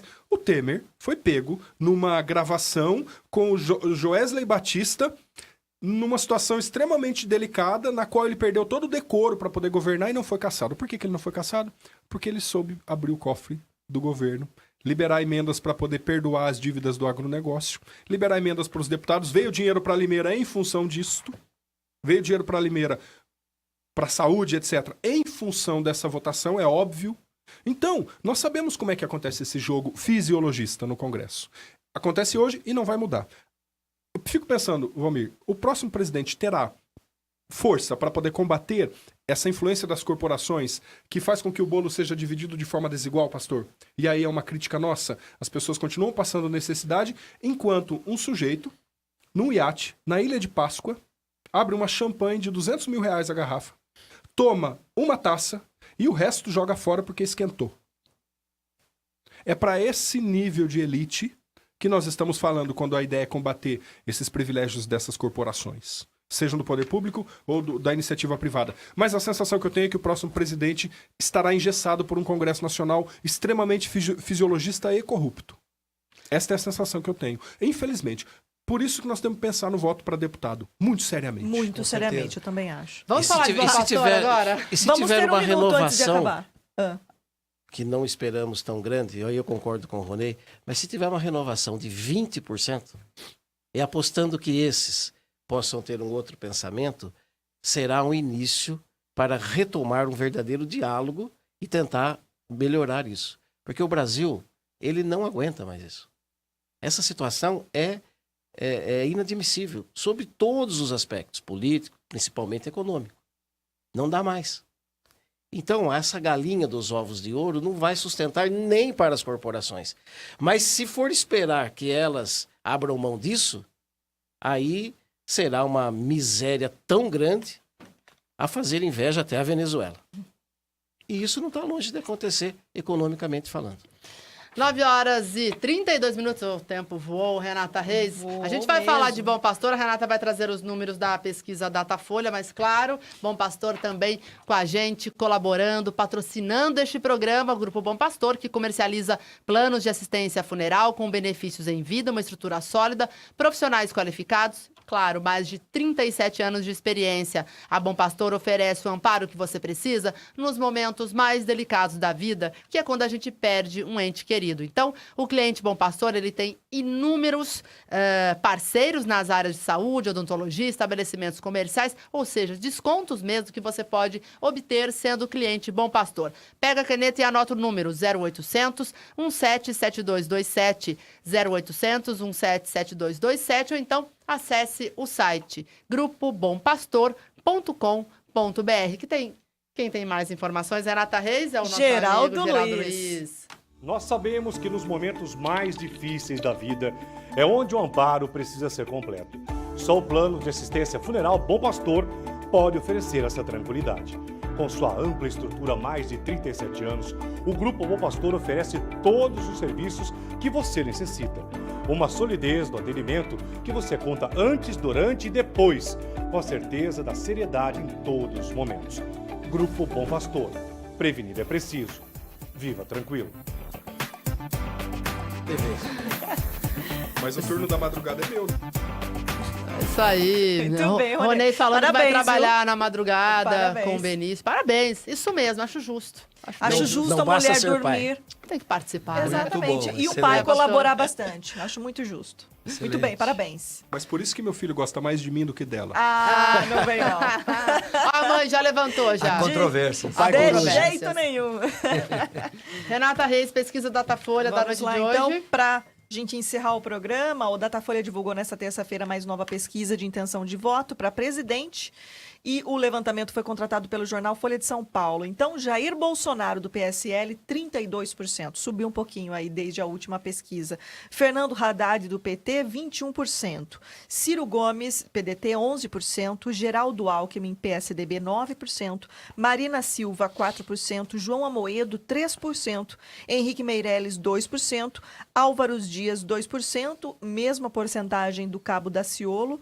O Guilherme Boulos, João Goulart Filho, Eimael e Vera Lúcia, 0%. Brancos e nulos, 8%. Não sabe ou não respondeu, 5%. A rejeição, Nani, na rejeição os resultados foram Bolsonaro, 45%. Por outro aumentou também um pouco do índice de rejeição do Haddad Bolsonaro. também do aumentou. Haddad também, 41%.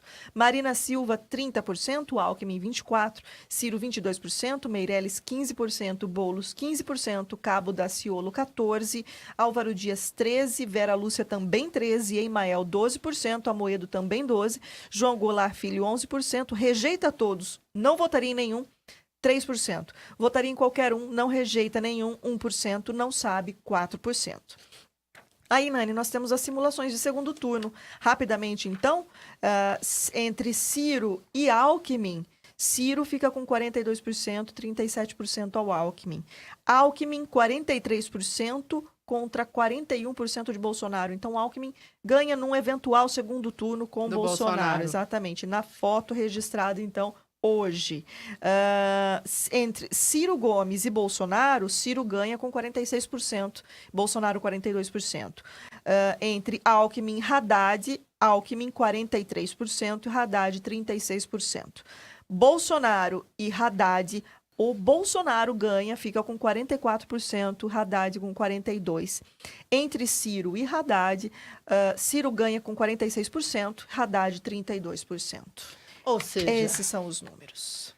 Vai ser uma eleição muito difícil. Bom, sempre lembrando que este programa está nas redes sociais, você pode assisti-lo mais tarde, amanhã, já agradecendo a participação de todos. Então, vou fazer a última pergunta, pastor, também ao Ronei, ao Valmir Caetano, né? Não temos mais tempo. Foi muito bom o bate-papo. Depois gostaria que vocês entrassem na live. Muitos comentários para cada um de vocês, muitas perguntas. E como eu disse, foram comentários muito reflexivos. E acho que, com certeza, reflexo de um pouquinho do que vocês falaram aqui, né? Então, pastor, o que o senhor deseja aí para esse domingo? A gente sabe da grande responsabilidade, né, que é o voto. Tenho certeza que todos aqui concordam comigo. Então, o que o senhor pode dizer para esse eleitor? Tanto para aquele que já escolheu o candidato ou aquele que não escolheu, na hora de dar o seu voto, o que a gente tem que esperar para 2019? Eu espero que cada um de nós saiamos para votar empolgados, alegres por esse exercício de cidadania e realmente sem nenhuma preocupação em enxergar no cidadão o adversário. É importante a gente perceber que nós precisamos começar a entender que nós temos que ficar do mesmo lado em termos de pátria, Brasil, estrutura, porque é isso que nós estamos sonhando. Eu espero que a eleição seja tranquila e realmente abençoe muitas vidas. Um ponto que eu queria destacar aqui é um texto das Escrituras que diz o seguinte: não nos cansemos de fazer o bem, porque a seu tempo ceifaremos, se não desfalecermos. Eu vivi um episódio da minha vida, eu já fiz tratamento de câncer de mama, agora eu estou em tratamento de câncer de pulmão. Uma situação delicada e essas coisas não tiram a minha empolgação e a minha alegria de viver e viver aquilo que eu vivo no meu ministério. Mas eu tive, no passado, quando eu tive tratamento, teve um dia que eu quis ficar sozinho, Ronei. Eu saí, subi aquela serra lá de São Pedro e à noite, bem à noite, entrei num canavial e eu queria ficar sozinho. E entrei naquele canavial ali, muita palha de cana no chão, deixei o carro e andei um pedaço. E fiquei quietinho, sozinho. Eu queria me sentir ali só, vivendo a angústia de um tratamento. É interessante que ali eu vivi uma experiência que para mim foi muito marcante. Quando começa a soprar o vento assim, começa a bater um monte de palha nos meus pés, vem ao coração, assim, de uma forma muito forte. Uma coisa que a gente acredita nos poros e na vida. Veio uma música e eu comecei a cantar essa música. E a música dizia, posso ver quem comigo vai. Nós nunca estamos só. Cada brasileiro, se acreditar, ele estará votando na urna.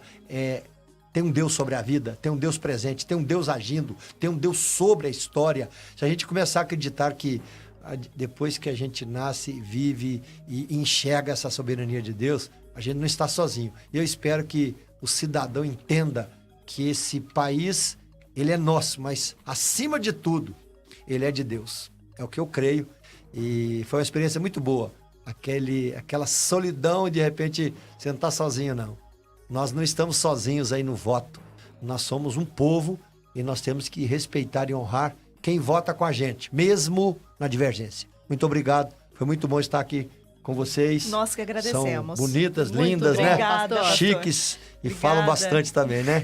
Ronei e Valmir, muito bom rever vocês. Deus abençoe, muito obrigado. Suas palavras finais, Ronei.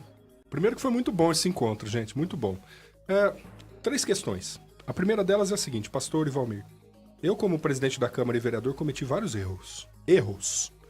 Errei um tanto considerável. E fico pensando, olhando para minha trajetória política, que foi curta, e na qual eu já assumi publicamente, inclusive, alguns erros que cometi. Fico pensando na presidência da República.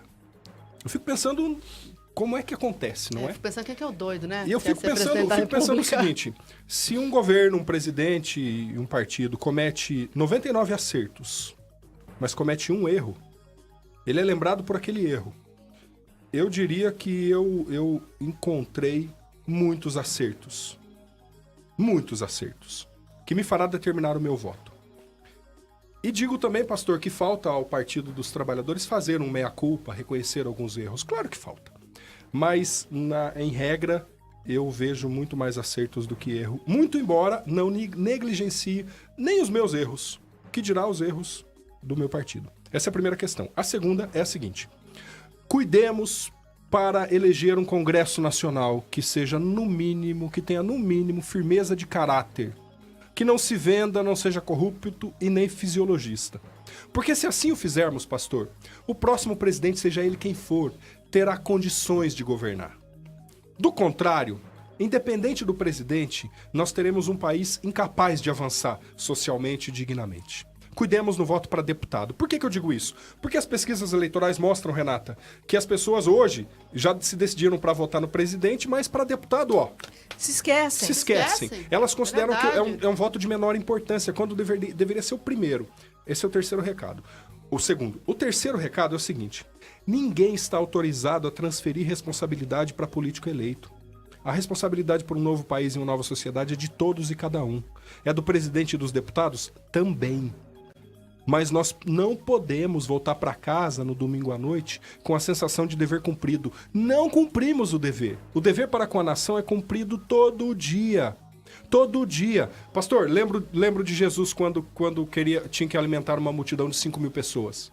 Um dos apóstolos chega para ele e diz assim, vamos dispensar a multidão, como é que nós vamos dar comida para eles? Jesus diz assim, deem vocês mesmos a eles de comer. Dá-lhes vós mesmos, né? Se vira. Se vira. A responsabilidade é de vocês. Jesus podia dizer assim, vem cá que eu resolvo. Não. A responsabilidade é de todos e cada um. Ninguém está autorizado a transferir responsabilidade no dia da eleição. Essa é uma questão fundamental. Eu vejo a mídia dizendo assim, Renata, olha, o Brasil que você quer vai ser decidido domingo. Não. O Brasil que você quer é decidido todo dia, inclusive no domingo. Tenhamos essa consciência de que nós não podemos transferir responsabilidade. No mais, me despeço de todos. Com grande alegria de ter participado aqui desse encontro com vocês. Para mim foi muito importante. Eu espero que eu possa ter contribuído de alguma forma. Muito obrigado, meninas. A alegria foi nossa, pode ter certeza. Muito bom. Valeu, Ronei. Valmir, suas palavras finais também. Primeiramente, para registrar meus agradecimentos pela oportunidade que você, Nani e Renata me proporcionaram, especialmente por estar na companhia do Ronei e do pastor Jonas. E acho que, de alguma forma, todos nós usamos da palavra aqui para falarmos de algo maior, que é a família. Essa família chamada Brasil. Imaginemos, então, que toda a família tem lá, em algum momento, uma noiva. Alguém da família vai casar. Essa noiva é a nossa urna domingo. o que essa família vai querer para a noiva? Essa família vai querer que essa noiva tenha um bom marido, que essa noiva tenha uma estrutura boa, uma casa boa, que gere filhos que sejam bem educados, que possam ter boa creche, boa escola depois, aspirar a uma faculdade e ter sucesso. E manter o respeito, a harmonia.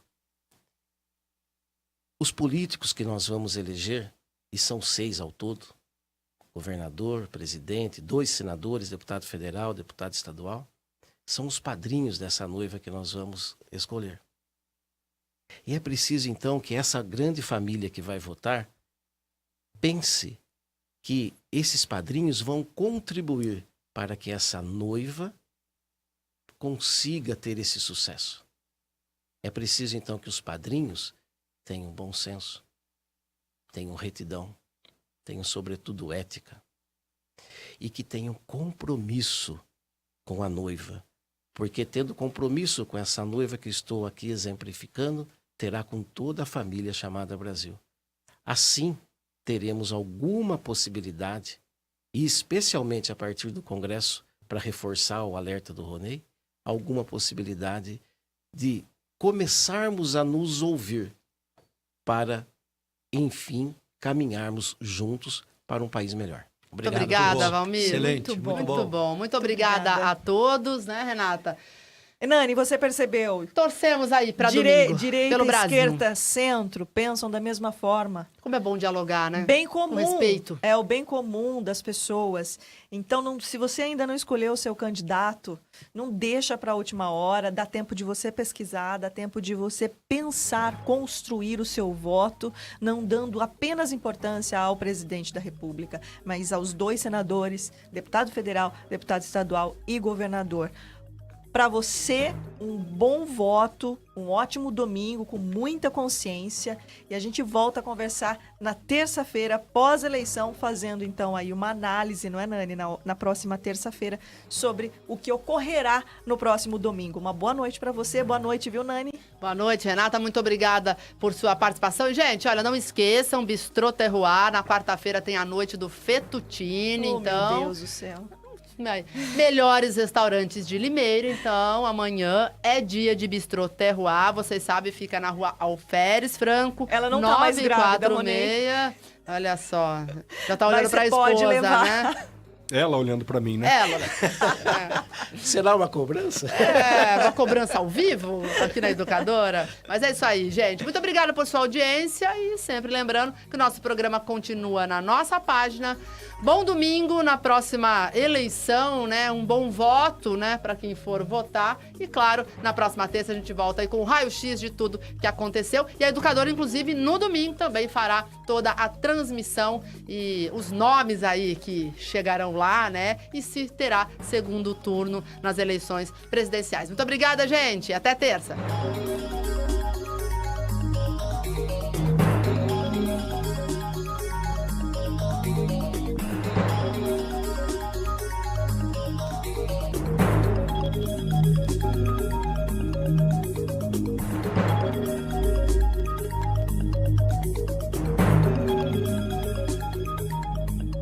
Bastidores com Nani Camargo e Renata Reis. Educadora. Boa noite. Escolha seu candidato. João Dória. É aquele que prometeu e não cumpriu. Hashtag esse não. Paulo Scaff.